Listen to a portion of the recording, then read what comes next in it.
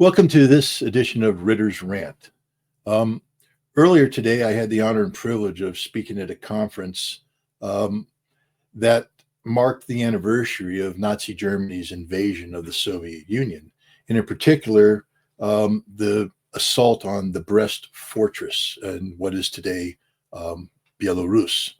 I was asked to address the topic of traditional values and patriotism, in particular, to focus on the ideological basis for mobilizing society against modern threats.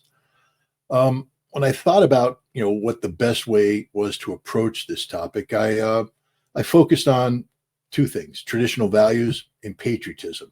And I noted that true patriotism is derived from the traditional values of a national collective. That is, Russia, for instance, has their traditional values, and Russian patriotism is derived. The United States has our own traditional values, and our patriotism is derived from that as well. And as such, in a nation that is truly linked, between the link between patriotism and traditional values is sincere, mobilization of a society when faced with a threat should be automatic. People will be naturally inclined to rally to the cause of defending their nation. And there are many case studies that can be drawn from history to back this up. Indeed, the case study of the Soviet Union rallying together collectively to defeat the threat posed by Nazi Germany. But then I realized that the question talked about mobilizing society against modern threats. And I had to reflect on the fact that at the same time that the Soviet Union or Russia is marking the anniversary of German perfidy, the world was experiencing American perfidy, that America was involved in engaging in a illegal act of aggression against Iran. And the question is this the kind of new threat that we are talking about? And as an American, this new threat doesn't manifest itself from Iran. It manifests itself from within. What are the traditional values of the United States? We are a nation defined by the rule of law, as established by the Constitution. This is not debatable. This is the only thing that defines who we are and what we are collectively as a people. And from the Constitution, from this concept of the rule of law, we then can expand it to speak of, adherence to norms and values.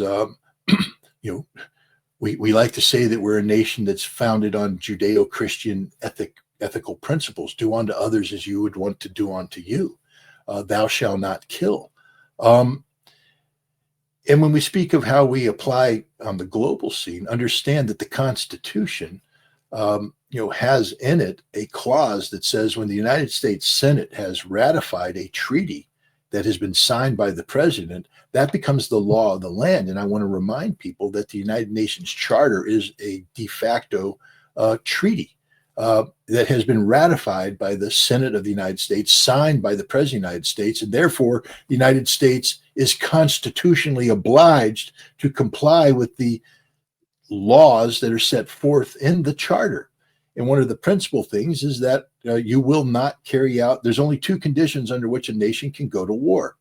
A nation can go to war if the Security Council of the United Nations has enacted a Chapter 7 resolution under the Charter authorizing military force to be used to resolve a specific threat to international peace and security. No such resolution exists today regarding Iran.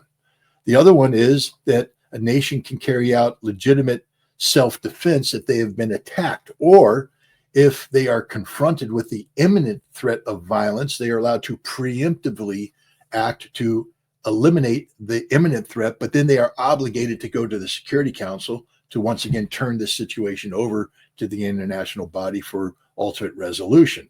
The United States has not been attacked by Iran, and there's nobody that can articulate the potential of such an attack. People who seek to do so by talking about Iran's emergence as a nuclear threshold state forget that at the time of the Israeli attack and the American attack, Iran was at the negotiating table, negotiating a resolution to this issue that eliminated any notion of them not only being a threat, but an imminent threat. So the United States has no legitimate purpose in attacking Iran. It is an act of aggression that violates everything we stand for collectively as a people. It violates our laws, it violates our ethics, it violates our norms, it violates our values.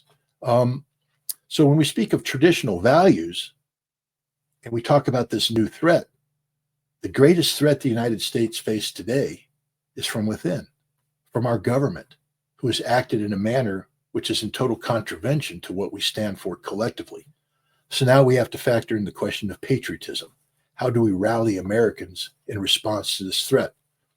It is not the patriotic duty of Americans to salute blindly and obey the instructions of the President of the United States, or to chill wildly as he gets up and pontificates irresponsibly about the actions that he has ordered under his watch. It is the duty of American patriots to rally around the traditional values of the United States, to rally around the Constitution, rally around the notion of the rule of law. And that's where we stand today. What will the American people do now that they've been confronted with this new threat, the threat from within, a threat that emanates from a president that has foregone any notion of constitutionality, a man who behaves more as a dictator than a chief executive? What is the patriotic responsibility of the American people?